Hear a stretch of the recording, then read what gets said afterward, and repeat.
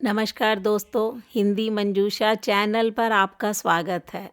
चलते हैं कहानी मंच की ओर। आज की छोटी सी कहानी जो कि जीवन के प्रति आपकी सोच बदल सकती है। कहानी का शीर्षक है सपने कभी बूढ़े नहीं होते। कुछ नया पढ़ने की कोई उम्र नहीं होती, कुछ नया सीखने की कोई उम्र नहीं होती। जज्बा हो कुछ कर गुजरने का दिल में तो सपने पूरे करने की कोई उम्र नहीं होती। तो दोस्तों, कहानी शुरू करती हूँ। बरामदे में बैठी गायत्री देवी अपनी पुरानी डायरी के पन्नों को पलट रही थी, जैसे उसमें से कोई खोया हुआ सपना ढूंढ रही हो। स्नेहा, उनकी बहू, चाय का कप लेकर आई, धीरे से उनके पास बैठ गई। माँ जी, आज फिर डायरी? स्नेहा ने मुस्कुरा कर कहा। गायत्री देवी ने हल्की सी आह भरी। हाँ बेटा, कभी कभी लगता है जिंदगी का जो हिस्सा जीना था वो कहीं छूट गया। वे पन्ने वही अधूरी कहानी सुनाते हैं। स्नेहा ने गौर से देखा। माँ जी की आंखों में नमी थी। उसने धीरे से कप उनके हाथ में पकड़ा दिया और चुपचाप माँ के पास बैठ गई।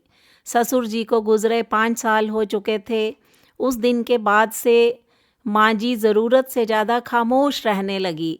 बच्चों की पढ़ाई, घर, परिवार, त्योहार सब कुछ चलता रहा, लेकिन माँ जी के चेहरे की मुस्कुराहट जैसे कहीं खो सी गई।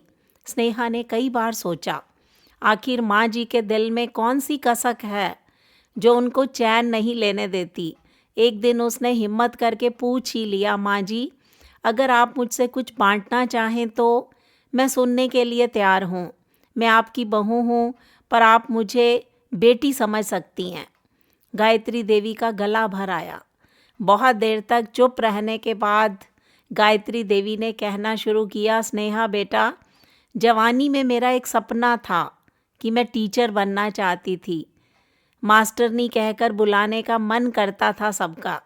पढ़ाई भी बहुत अच्छी थी मेरी, लेकिन मेरी दादी ने कहा, लड़कियों को इतना पढ़ाने की ज़रूरत नहीं।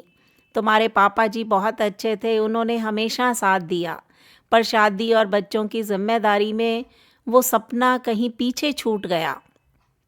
स्नेहा ने धीरे से अपनी सास का हाथ पकड़ लिया। माँ जी, सपने कभी बूढ़े नहीं होते।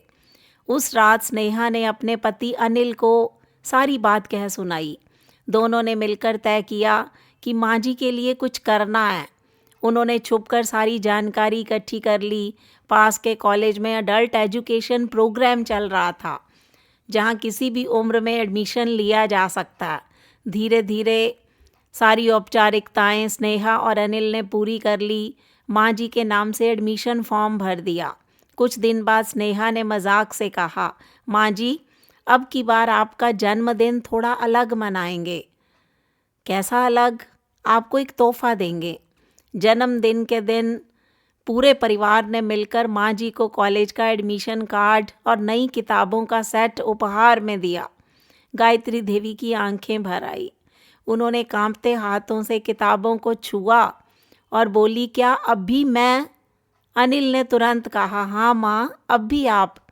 जिंदगी का कोई भी पन्ना खाली नहीं रहना चाहिए। धीरे धीरे माँ जी ने पढ़ाई शुरू की।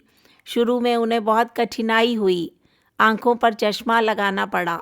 देर रात तक शब्द याद करने में मुश्किल हुई, लेकिन स्नेहा और अनिल ने बारी बारी से उन्हें पढ़ाना शुरू किया।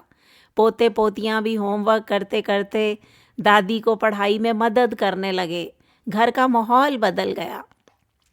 बच्चों की तरह दादी के भी एग्ज़ाम होते थे। कभी वो टेबल पर बैठकर लिखती तो सब तालियां बजाकर उसका हौसला बढ़ाते।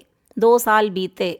गायत्री देवी ने न सिर्फ डिप्लोमा पास किया, शहर ही के एक स्कूल में गेस्ट टीचर बन गई। पहले दिन जब वो साड़ी के पल्लू को सही करती हुई बच्चों के बीच गायत्री देवी खड़ी हुई, तो सब ने उन्हें गुड मॉर्निंग मैडम कहा, तो उनकी आंखों से आंसू बह निकले।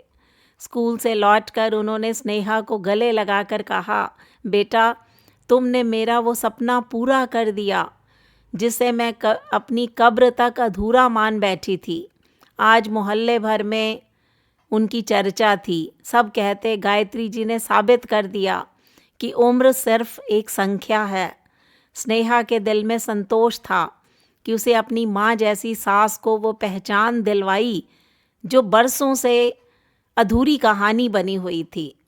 कभी भी अपने सपनों को अधूरा मत छोड़िए।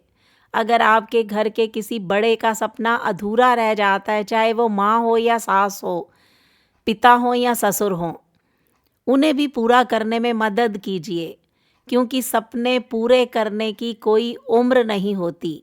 सपने कभी बूढ़े नहीं होते। दोस्तों, ये कहानी हमें संदेश देती है, हमें सीख देती है कि हम अपने आसपास के माहौल को स्नेहा की तरह कैसे बदल सकते हैं। तो ये कहानी आपको कैसी लगी, इस पर प्रतिक्रिया दीजिए। हिंदी मंजूषा चैनल को सब्सक्राइब कीजिए। मिलते हैं अगली वीडियो में, तब तक के लिए बाय बाय।